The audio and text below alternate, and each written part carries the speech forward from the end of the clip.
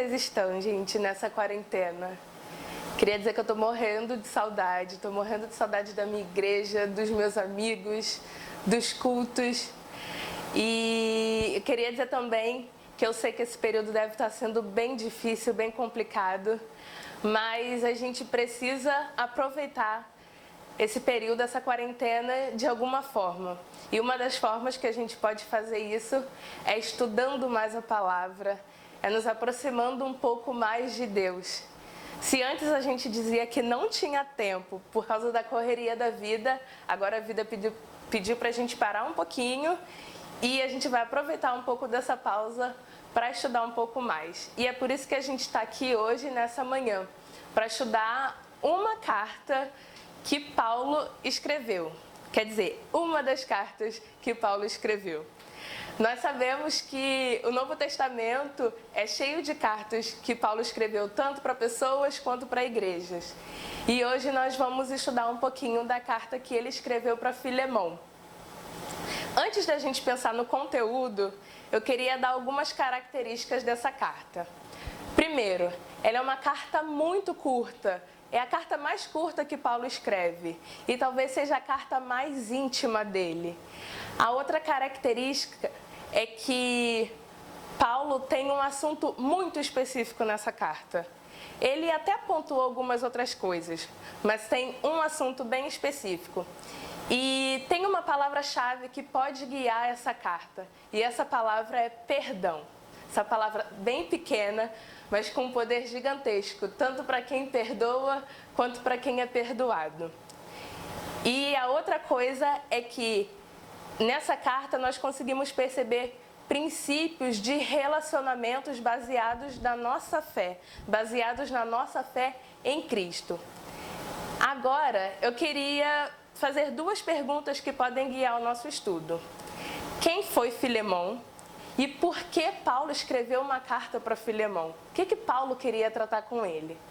Bem, a Bíblia não diz muita coisa sobre Filemão, mas lendo a carta e lendo o livro de Colossenses, a carta que ele escreveu para os irmãos de Colossos, a gente pode perceber que Filemão era um irmão em Cristo, tanto que na carta que ele escreve a Filemão, ele cita algumas outras pessoas e cita também a igreja que se reunia na casa de Filemão.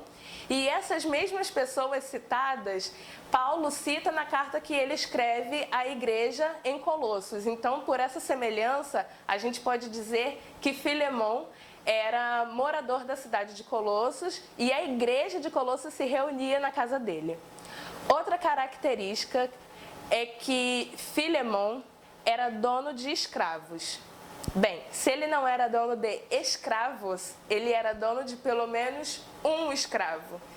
E esse escravo é o motivo da carta de Paulo.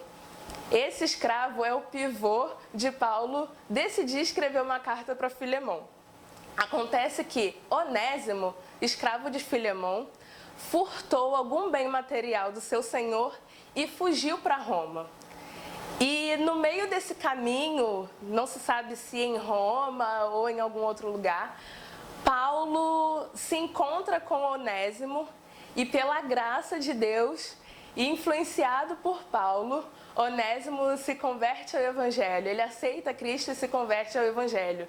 E agora ele é um irmão em Cristo. Mas Paulo sabia que devia fazer uma coisa.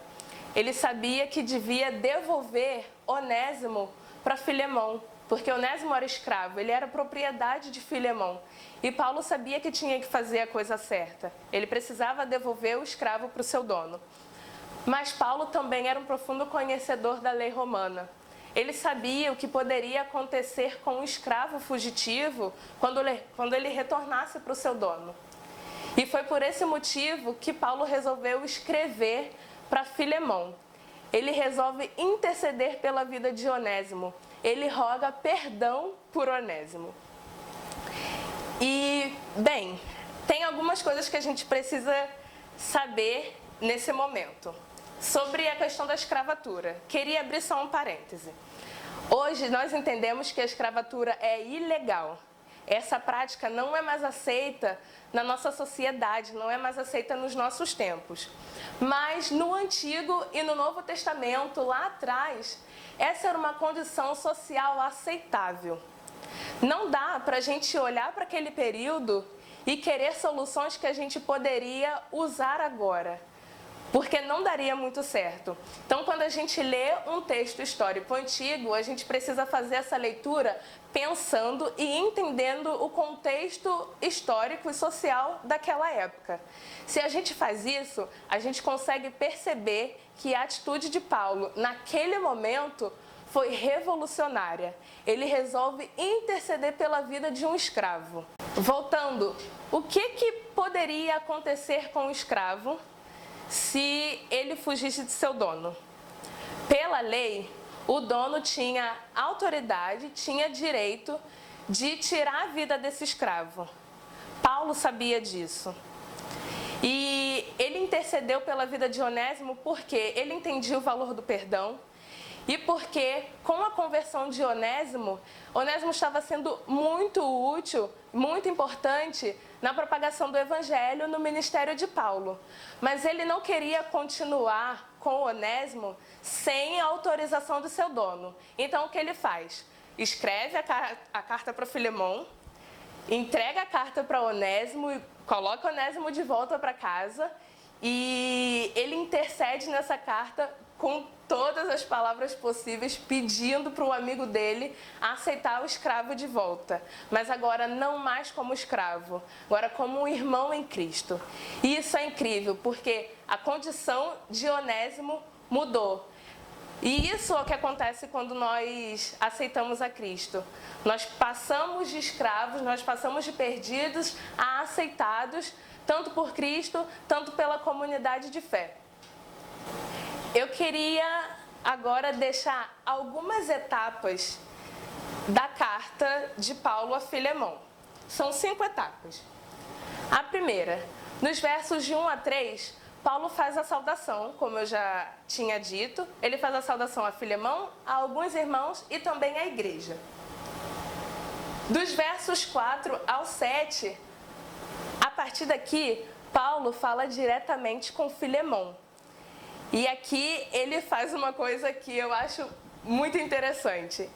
Ele faz muitos elogios a Filemão, fala do trabalho que Filemão tem feito, fala do amor dele pelos outros irmãos. Sabe quando a gente precisa de um favor e a gente começa a fazer elogios para a pessoa, como preparando o caminho para fazer o pedido? É exatamente isso que Paulo faz.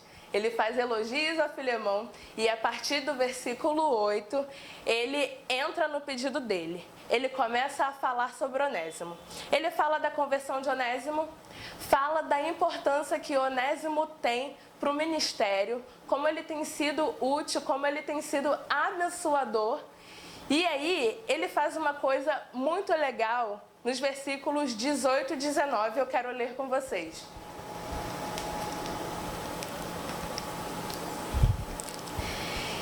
E se te fez algum dano, no caso, Paulo falando sobre Onésimo, se ele te fez algum dano ou te deve alguma coisa, põe isso na minha conta. Eu, Paulo, de minha própria mão o escrevi. Eu o pagarei, para te não dizer que ainda mesmo a ti próprio a mim te deves. Olha o que Paulo está fazendo. Ele não só está pedindo ao amigo para receber Onésimo de volta, como ele está se oferecendo para pagar qualquer prejuízo que Onésimo tenha gerado a Filemão. Paulo está se colocando à disposição para assumir todo o custo, todo o risco que Onésimo tenha gerado a Filemão. A partir do versículo 17, do 17 ao 21, Paulo intercede e faz um apelo a Filemão em nome da amizade dos dois. Ele não só pede para Filemão aceitar Onésimo, como ele faz isso pensando na amizade que os dois têm.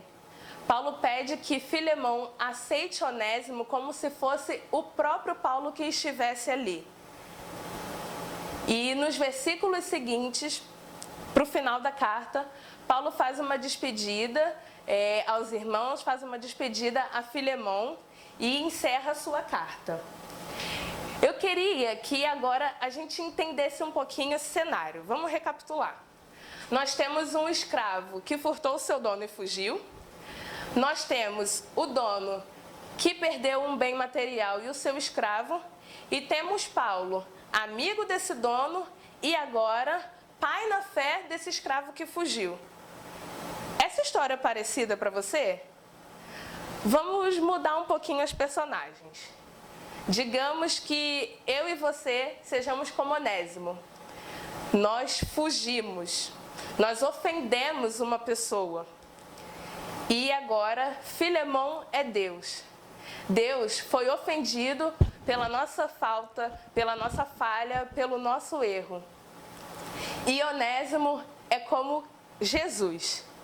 Ele vem, intercede em nosso favor, ele se coloca à disposição para pagar o meu pecado, para pagar a minha falha, para pagar a sua falha. Percebeu isso? O que Paulo fez por Onésimo é semelhante ao que Cristo fez por nós.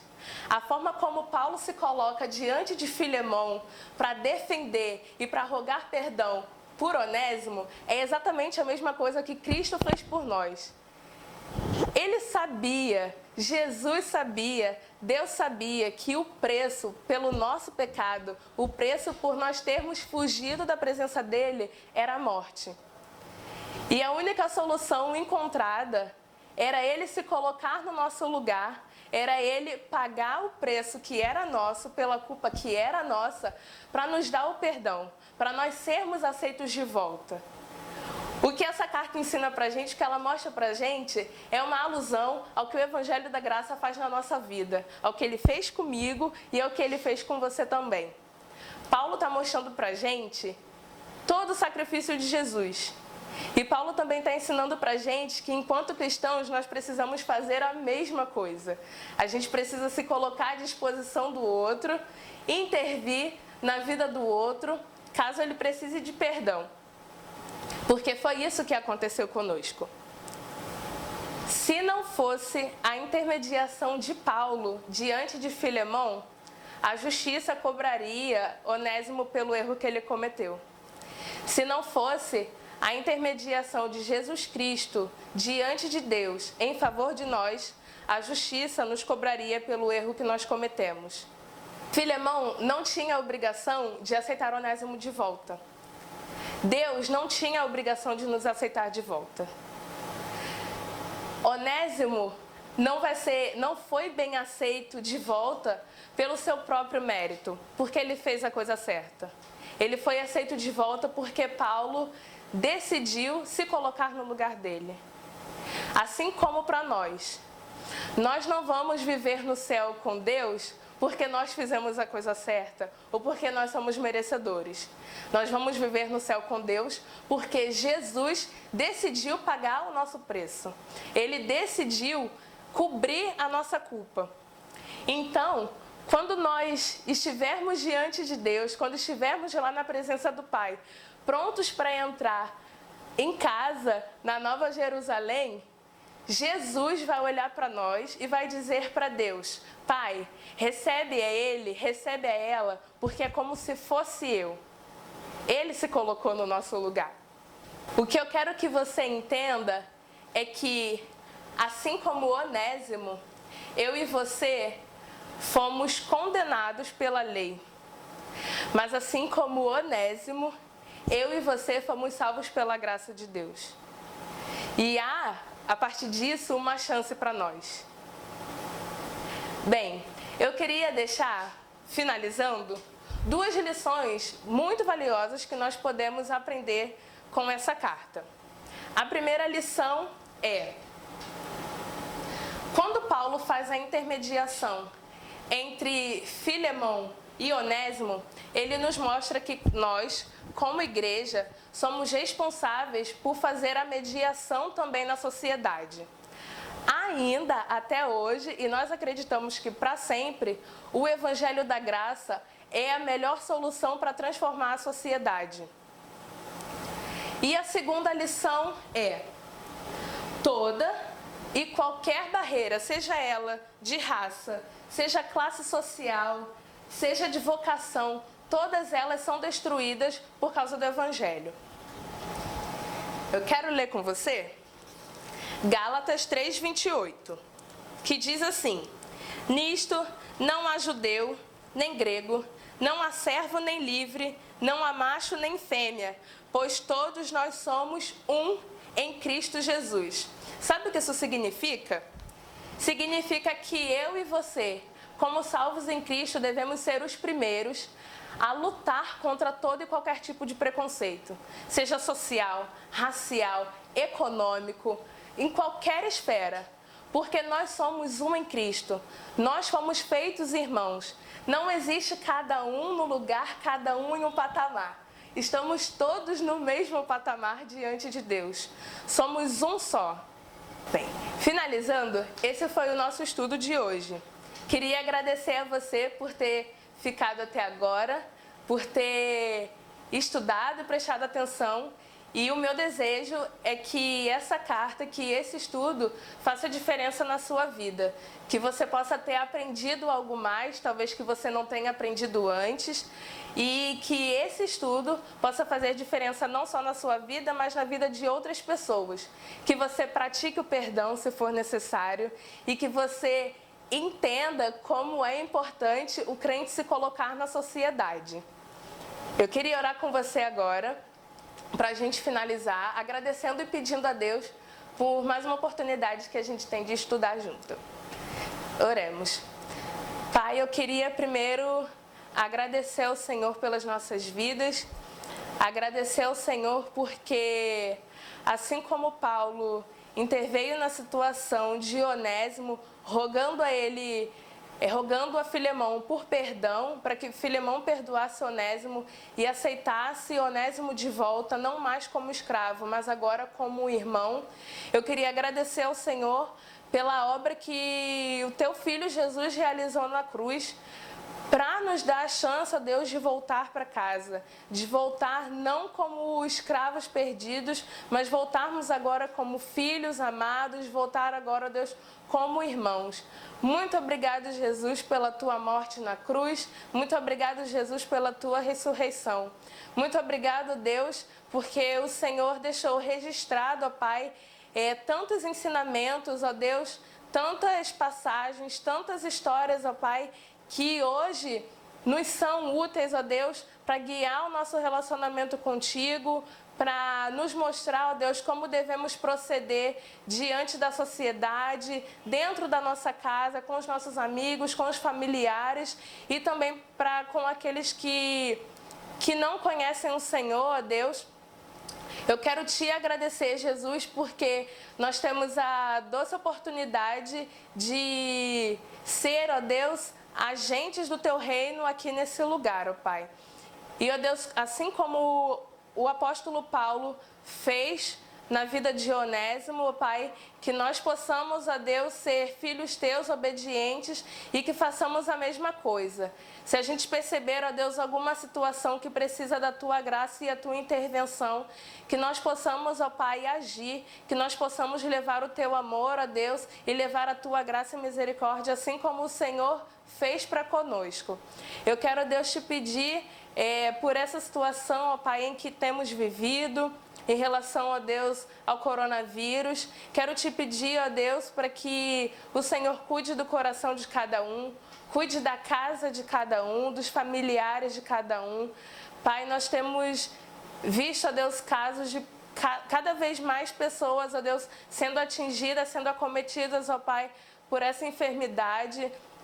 Eu quero, ó Deus, te pedir para que o Senhor venha com a sua mão poderosa, Deus, curando, ó Pai, os enfermos, curando, ó Deus, os irmãos da nossa igreja que tem se sentido, ó Pai, mal, que tem apresentado sintomas, ó Deus, do Covid, que o Senhor cuide de cada um deles, dê a eles, ó Deus, descanso no Senhor, dê a eles a paz que ultrapassa e que excede todo e qualquer entendimento, que o Senhor dê a cura, Pai, cura emocional, a cura física, Jesus. E eu quero te pedir, ó Deus, para que nós possamos estar cada vez mais alertas com relação a isso, obedecendo, ó Deus, as regras da Organização Mundial de Saúde. Nós sabemos que o Senhor é poderoso para fazer com que isso acabe, mas a Tua palavra também nos diz que nós precisamos ser prudentes e não tentar o Senhor. Então, se há alguém, ó Deus, algum amigo, algum familiar, algum conhecido nosso que não tem seguido essas regras, que o Teu Espírito Santo incomode e que nós também possamos alertar esses amigos, para que tudo corra bem, para que esse período acabe, ó Deus, o mais rápido possível. Quero Te agradecer pelos médicos, pelos enfermeiros, pelo pessoal, Pai, equipe de limpeza, qualquer pessoa, Deus, que esteja lidando diretamente com pessoas infectadas. Que o Senhor preserve a saúde deles, que o Senhor, Deus, dê a eles ânimo, dê a eles força, Pai, para continuar esse trabalho tão difícil, Deus, mas tão importante nesse momento. E eu quero Te pedir, Jesus, para que o Senhor conforte o nosso coração nesse período, acalme o nosso coração e que nós possamos, ó Deus, o mais breve possível, voltar, Pai, às nossas atividades. Estamos com muita saudade dos nossos amigos, da nossa igreja, de poder dar um abraço, ó Deus, nas pessoas queridas que são próximas, mas entendemos, ó Deus, que tudo tem o seu tempo. Então, ó Pai, eu quero Te pedir por isso tudo, coloco tudo diante das Tuas mãos, ó Pai, diante de Ti, porque sei que o Senhor escuta as nossas orações, mas o Senhor não só escuta, mas responde e atende as nossas orações. Essa é a oração que eu Te faço, ó Deus, grata por tudo que o Senhor fez no nosso meio até aqui e por tudo que o Senhor está fazendo nesse período e que ainda vai fazer. Oramos no Teu nome. Amém. There is new power.